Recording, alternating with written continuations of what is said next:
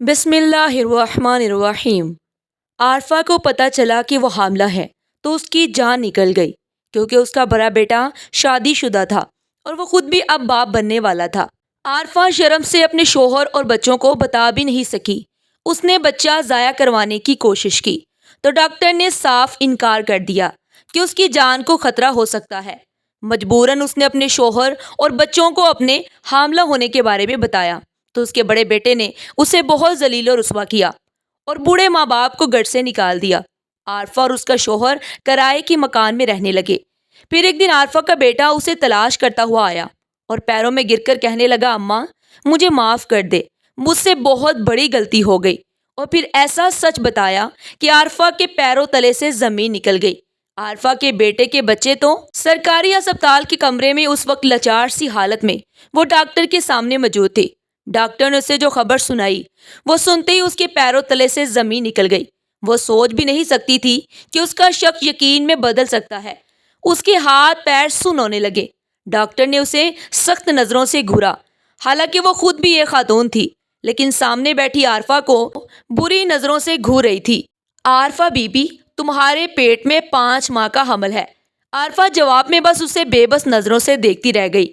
کافی عرصہ پہلے اسے شک ہو چکا تھا کہ شاید وہ حاملہ ہو چکی ہے، لیکن اس وقت وہ اس بات کے دباؤ میں اس قدر ڈر گئی تھی کہ وہ کسی سے بیان نہیں کر پائی۔ آج بھی بخار کا بہانہ کرتے ہوئے وہ گھر سے نکلی اور سرکاری ہسپتال آ گئی، جہاں پر اس وقت ڈاکٹر نے اس کے شک کو یقین میں بدل دیا۔ اس کے چہروں کی کالی رنگت کو دیکھتے ہوئے ڈاکٹر نے ایک دفعہ پھر اسے سخت لہجے میں شرمندہ کیا، تم گاؤں کی عورتیں ایسی ہوتی ہو، بھلا اس عمر میں تمہارا حاملہ ہونا بنتا تھا؟ اس کے پاس کھڑی نرس بھی تماشا دیکھتی رہ گئی۔ اس کے چہرے کی معنی خیز مسکراہٹ اسے مزید شرمندگی میں مبتلا کر رہی تھی۔ ڈاکٹر صاحبہ، میں اس حمل کو ضائع کرنا چاہتی ہوں۔ بالآخر وہ ڈاکٹر کی طرف بڑھتے ہوئے منت آمیز لہجے میں بولی۔ ساتھ ہی اس نے اپنے دوپٹے کے پلو سے باندھے ہوئے 3000 روپے ڈاکٹر کی طرف بڑھائے۔ تمہارا حمل کافی عرصے بعد ہوا ہے، اس وقت بچہ 5 مہینے کا ہے، تو اس حالت میں حمل گرانا تمہارے لیے موت کی وجہ بن سکتا ہے۔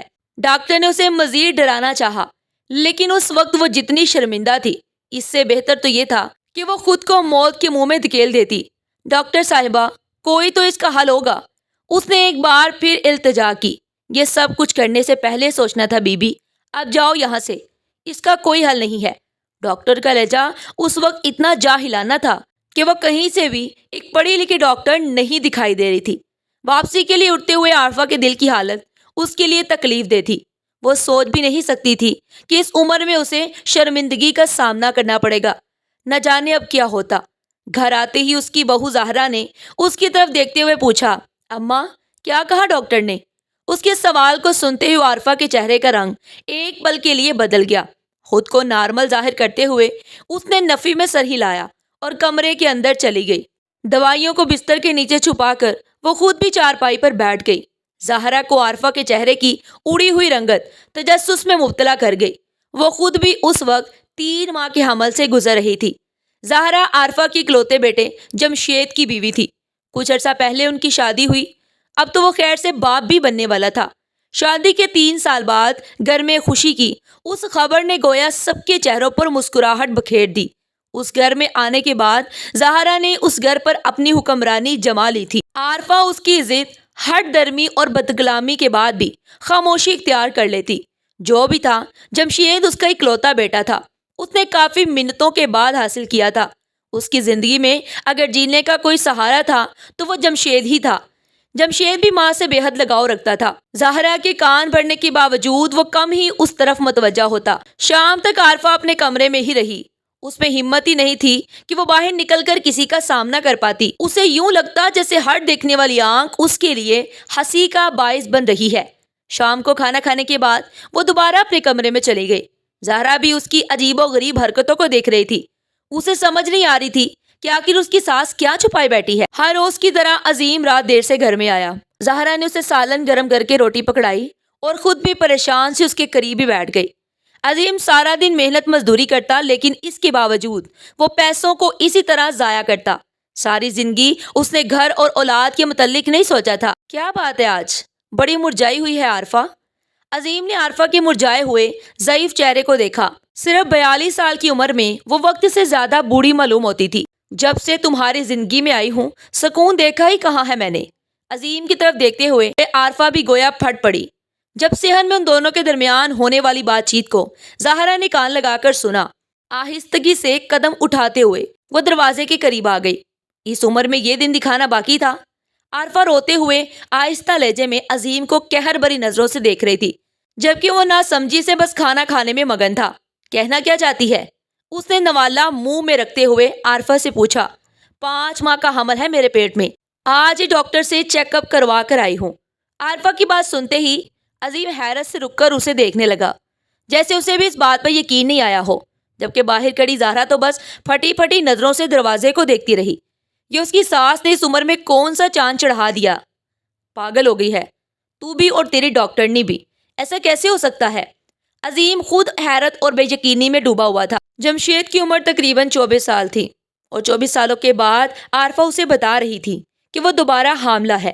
مزید کچھ سنے بنا ہی زہرا پلٹ کر اپنے کمرے میں چلی گئی۔ کمرے میں داخل ہوتے ہی اس نے زوردار طریقے سے دروازہ بند کیا، جبکہ جمشید نے اس کے چہرے کی طرف دیکھا جہاں پر غصہ واضح طور پر دکھائی دے رہا تھا۔ سارا دن مفت کے نوکر بنے رہتے ہو، کچھ پتا بھی ہے کہ گھر میں کیا چل رہا ہے؟ اس کی تیز چلتی ہوئی زبان پر ہمیشہ کی طرح جمشید نے اسے گھورا۔ یہ کس لہجے میں بات کر رہی ہو تم؟ جمشید کو زہرا کی سخت کلامی سے ہمیشہ نفرت ہوتی۔ وہ تھکا ہارا شام کو گھر میں آتا تو زہرا اپنے سخت لہجے سے اسے مزید تھکا دیتی۔ میں تو کروں گی اسی لہجے میں بات، اپنی ماں کو جا کر دیکھو، اس عمر میں کون سا چاند چڑھا رہی ہے وہ؟ زہرا مزید جمشید کے قریب ہوئی، جبکہ جمشید کی آنکھوں میں اب غصہ جھلکنے لگا۔ اسے پہلے کہ وہ زہرا کو سخت سنا دیتا، جب زہرا کی بات نے اسے سن کر دیا۔ تمہاری ماں حاملہ ہے، اس عمر میں پھر سے بچے پیدا کرے گی وہ۔ جمشید کی آنکھوں میں بے یقینی اتر آئی، جبکہ اسے خود کو بے یقین سا دیکھتے پا کر زہرا نے مزید بات کو بڑھایا۔ ارے اس عمر میں ہم نے بھی باہر نکلنا ہے، لوگوں کا سامنا کرنا ہے۔ لوگ کیا کہیں گے کہ ایک طرف تو بیٹا بچہ پیدا کر رہا ہے اور اسی گھر میں ماں بھی بچہ پیدا کر رہی ہے۔ توبہ ہے۔ بات ختم کرتے ہوئے زہرا نے اپنے کانوں کو ہاتھ لگایا۔ یہ تم سے کس نے کہا ہے؟ خود تمہاری ماں تمہارے باپ کو بتا رہی ہے، نہیں یقین تو جا کر پوچھ لو۔ اس کے کمرے سے آتی ہوئی آوازوں پر عارفہ نے دہل کر عظیم کی طرف دیکھا۔ اس سوچ نے ہی اس پر شرمندگی طاری کر دی تھی کہ اب اس کا بیٹا بھی اس کی حالت سے واقف ہو چکا ہے۔ آخر وہ کیا سوچتا ہوگا اپنی ماں کے بارے میں؟ عظیم بھی اس بات پر کافی شرمندہ نظر آ رہا تھا۔ ساری زندگی عظیم نے اس بات کو مد نظر رکھا تھا کہ عورت کی اہمیت بس اتنی ہوتی ہے کہ وہ ہر وقت مرد کو بستر پر دستیاب پائی جائے۔ یہ چیز اس کے ذہن میں کسی زہریلے مادے کی طرح بھر دی گئی، اور اسی وجہ سے وہ آج بھی عارفہ کا کوئی جواز قابل قبول نہیں سمجھتا، چاہے وہ بیماری کی حالت میں ہوتی یا خوشی کا کوئی موقع آتا۔ عظیم اکثر عارفہ کے انکار سے مار پیٹ پر اتر آتا۔ کتنی ہی بار عارفہ نے صرف اسی وجہ سے مار کھائی کہ وہ عظیم کو یہ سمجھانے کی کوشش کرتی کہ اب ان کی عمر نہیں رہی، اب ان کے گھر میں ان کی بہو موجود ہے اور جوان بیٹا بھی، لیکن وہ کسی کو بھی خاطر میں نہیں لے آتا۔ جہاں جمشید اس کی اس طبیعت سے واقف تھا، وہیں کوئی بھی اس کے سامنے اس بات کو دہراتا نہیں تھا، اور اس کے بعد آج حقیقت اس کے سامنے تھی۔ اس عمر میں حاملہ ہونے کی خبر عارفہ نے اسے سنائی تو اسے بھی شرمندگی نے گھیر لیا۔ شادی کے بعد ایک عرصہ وہ بے اولاد رہے، اور اس عرصے میں انہوں نے مختلف دوائیوں کا استعمال کیا، ہر دیسی علاج کو اپنایا، اور اس کے بعد اللہ نے ان کی گود میں جمشید کو ڈال دیا۔ حمل کے آخری دنوں تک بھی عظیم عارفہ کو استعمال کرنے سے باز نہیں آیا۔ وہ یہ سمجھتا تھا کہ اللہ نے مرد پر عورت کو بالکل جائز قرار دے دیا ہے، وہ جب بھی چاہے جس حالت میں چاہے اس سے اپنی خواہش پوری کروا سکتا ہے۔ کبھی کبھار عارفہ کا دل چاہتا کہ وہ کسی سے اس معاملے کا ذکر کرے، لیکن پھر شرمندگی کی بنا پر خاموشی اختیار کر لیتی۔ صبح تک نیند اس کی آنکھوں سے کوسوں دور رہی۔ وہ بس اسی پریشانی کا شکار تھی کہ جمشید کا سامنا کیسے کرے گی۔ صبح زہرا اسے کمرے میں ہی چائے دے کر گئی، کیونکہ اس نے بہانہ بنا لیا کہ اس کے سر میں شدید درد ہے۔ جمشید سے اس کی ملاقات نہیں ہوئی۔ زہرا اسے جاتے جاتے جن نظروں سے گور رہی تھی، وہ ایک بار پھر پریشانی کا شکار ہو گئی۔ جمشید کام پر چلا گیا اور عظیم بھی گھر سے باہر چلا گیا۔ تبھی وہ باہر آ گئی۔ زہرا نے اپنی تسلی کے لیے ایک دفعہ پھر اس سے اس بات کی تصدیق چاہی، لیکن اب اس کے پاس اس بات کو تسلیم کرنے کے علاوہ کوئی چارہ نہیں تھا۔ مجبوراً اسے اس بات کو تسلیم کرنا پڑا۔ اماں، ویسے تجھے اس عمر میں شرم نہیں آئی؟ زہرا نے بغیر کسی جھجک کے عارفہ کو دیکھتے ہی کہہ دیا، اب بھی وقت ہے، بچہ گرا دے، اس عمر میں پیدا کرے گی تو کون دیکھ بھال کرے گا تمہاری؟ میں تو خود اسی حالت میں ہوں۔ زہرا نے اپنی طرف سے اسے مخلصانہ مشورہ دیا۔ ڈاکٹر کہتے ہیں کہ اگر بچہ گرانے کی کوشش کی تو یہ بہت خطرناک ثابت ہوگا، عارفہ نے دھیمے لہجے میں زہرا کو بتایا، اور زہرا سر جھٹک کر اندر چلی گئی۔ روز کی طرح عارفہ گھر کے کام کاج میں مصروف ہو گئی۔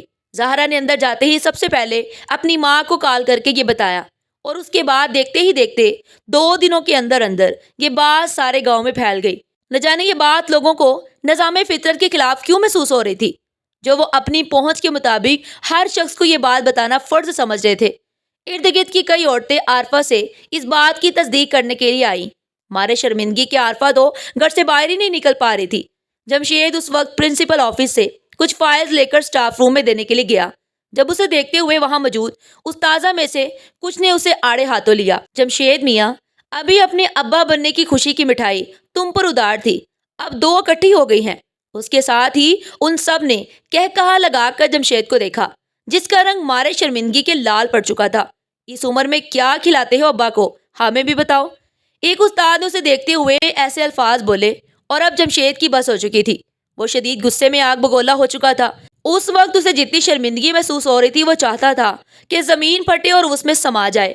لوگ آتے جاتے اسے پکڑ کر اس کی خبر کی تصدیق کرنا چاہتے تھے۔ اس شام وہ گھر گیا تو اس کے سر پر غصہ سوار تھا۔ اس کا دل چاہ رہا تھا کہ وہ گھر میں موجود ہر چیز کو تباہ و برباد کر دے۔ اب اگر تیری عزت نہیں تھی تو کم سے کم ہماری عزت کا خیال کر لیتا، اس نے عظیم کو دیکھتے ہی کہہ دیا۔ عارفہ تو بس اس کے بعد سن کر سر جھکا کر رہ گئی۔ اماں باہر نکل کر دیکھ تو تجھے پتا چلے لوگ کس طرح کی باتیں بنا رہے ہیں۔ میرے لیے گھر سے باہر نکلا مشکل ہو گیا ہے، صرف تم دونوں کی وجہ سے۔ اس دن اس نے ماں باپ سے پہلی دفعہ اس لہجے میں بات کی۔ عظیم نے بھی اسی لہجے میں اسے جواب دیا۔ جب دونوں کے درمیان بحث ہوئی اور جمشید نے وہ کہہ دیا جس پر عارفہ بیگم کبھی بھی یقین نہیں کر سکتی تھی۔ اس نے کہہ دیا کہ تم دونوں اپنے اس بچے کو لے کر اس گھر سے چلے جاؤ، میرے لیے مزید مشکلات پیدا مت کرو۔ عارفہ بس حیرت سے اپنے بیٹے کو دیکھتی رہ گئی، جبکہ زہرا کے چہرے پر اس وقت شاطرانہ مسکراہٹ تھی۔ عظیم اور جمشید دونوں ایک دوسرے کے ساتھ گتھم گتھا ہو گئے، اور بالآخر عظیم نے عارفہ کو اپنا سامان باندھنے کے لیے کہہ دیا۔ جمشید غصے سے اپنے کمرے میں چلا گیا۔ عارفہ نے عظیم کو سنبھالنے کی ہر ممکن کوشش کی۔ وہ جانتی تھی کہ صبح تک جمشید کا غصہ اتر جائے گا۔ اس نے عظیم کو سنبھال لیا، لیکن جمشید تھا کہ قابو میں نہیں آ رہا تھا۔ اگلی صبح اس نے زہرا کو کہہ دیا کہ آج وہ شام کو واپس آئے تو یہ دونوں اس گھر میں نظر نہیں آئے۔ عارفہ کو بھی اپنے بیٹے سے یہ امید نہیں تھی۔ یہ کوئی ایسا کام نہیں تھا جو نظام فطرت کے خلاف ہو یا اسلامی نقطہ نظر سے ناجائز ہو، لیکن اس کے باوجود اس کے بیٹے نے ان دونوں کا لحاظ نہیں کرتے ہوئے اسے گھر سے نکل جانے کا حکم دے دیا۔ زہرا نے حقیقت میں ان کا سامان باندھ دیا، اور اس شام وہ اس گھر سے ہمیشہ ہمیشہ کے لیے چلے گئے۔ عارفہ زاروں قطار ہو رہی تھی۔ عظیم تو بار بار اس کی تربیت کو کوس رہا تھا۔ اس وقت دونوں کے پاس رکنے کے لیے بھی جگہ نہیں تھی۔ پوری رات انہوں نے جیسے تیسے گزاری۔ صبح عظیم گاؤں کے زمیندار کے پاس گیا اور اسے جا کر منت کرتے ہوئے کہا کہ اسے رہنے کے لیے ٹھکانہ دے دے، بدلے میں وہ اس کے جانوروں کی دیکھ بھال کرے گا۔ اس عمر میں اس سے زیادہ وہ کچھ نہیں کر سکتا تھا۔ ساری زندگی من مرضی کرنے کے بعد اب اسے بھی خسارے کا احساس ہو رہا تھا۔ ایسا نہیں تھا کہ لوگ اسے باتیں نہیں سناتے تھے، کافی لوگ تھے جو اسے بھی شرمندگی دلانے میں کامیاب ہو گئے۔ وہ باقاعدہ طور پر اسی ٹھکانے پر رہائش پذیر ہو گئے جہاں انہیں کچھ دنوں تک امید رہی کہ جمشید انہیں منانے آئے گا، لیکن جمشید کی طرف سے مکمل لاپرواہی کو دیکھتے ہوئے انہوں نے یہ امید بھی توڑ دی۔ عارفہ کے ساتھ ساتھ عظیم نے بھی خاموشی اختیار کر لی تھی۔ شاید اس عمر میں آنے کے بعد اسے اپنی غلطی کا احساس ہو چکا تھا۔ 2 دنوں تک جمشید کو اس بات کا تھوڑا بہت احساس رہا، لیکن کچھ لوگ اسے مکمل حق پر سمجھتے تھے، اور پھر زہرا کا مسلسل اس کے دل میں مختلف باتوں کا زہر گھولنا اسے والدین سے مکمل طور پر غافل کر چکا تھا۔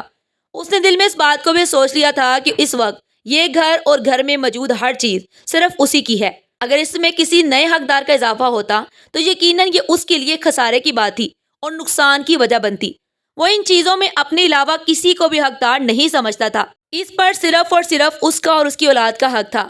زہرا اسے مسلسل اسی بات کی طرف متوجہ کرتی تھی کہ اس نے کتنی محنت سے یہ گھر جوڑ رکھا ہے، اور اگر کل کو اس کے ماں باپ کسی نئے وارث کو پیدا کر کے کہ ہر چیز بانٹنے کا حکم دے دیتے تو یہ کہاں کا انصاف ہے۔